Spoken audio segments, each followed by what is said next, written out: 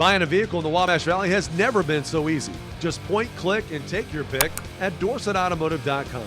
New or pre-owned, you call the shots. Go ahead and give it a try. Point, click, and take your pick now at DorsetAutomotive.com.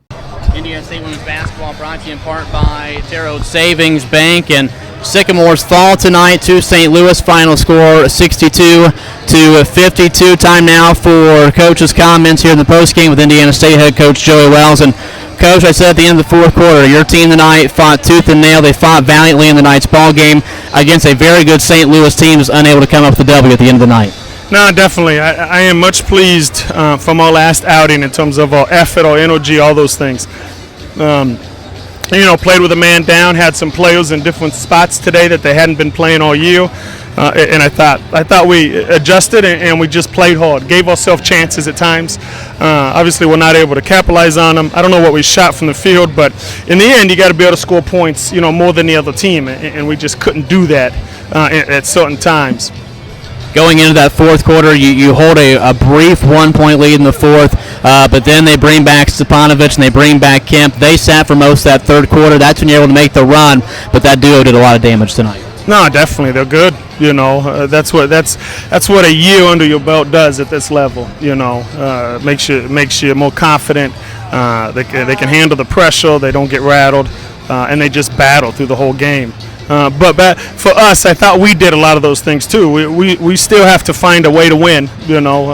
I'm not totally pleased, and that goes back to what I'd said a couple times before. You can look at our roster and go, we got a couple juniors and seniors that start for us, but they've never been the man or the woman in this case, meaning they've never been in their crunch time.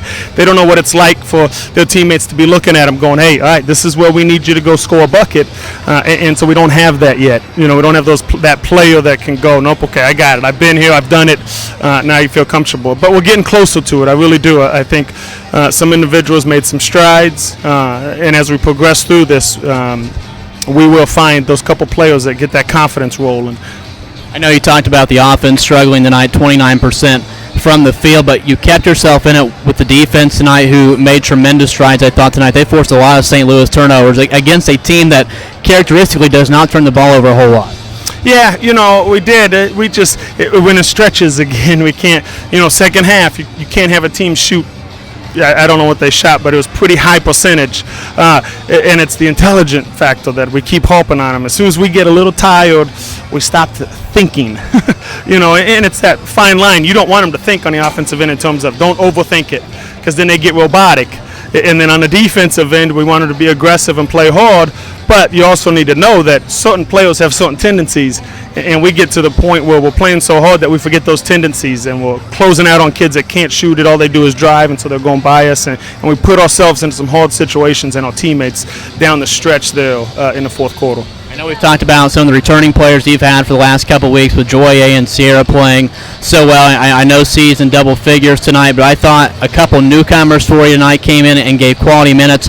Ashley makes her first start tonight, and I thought Reagan Wetland, after not playing on Saturday, came in and gave you really good minutes off the bench tonight. Yeah, no, she did.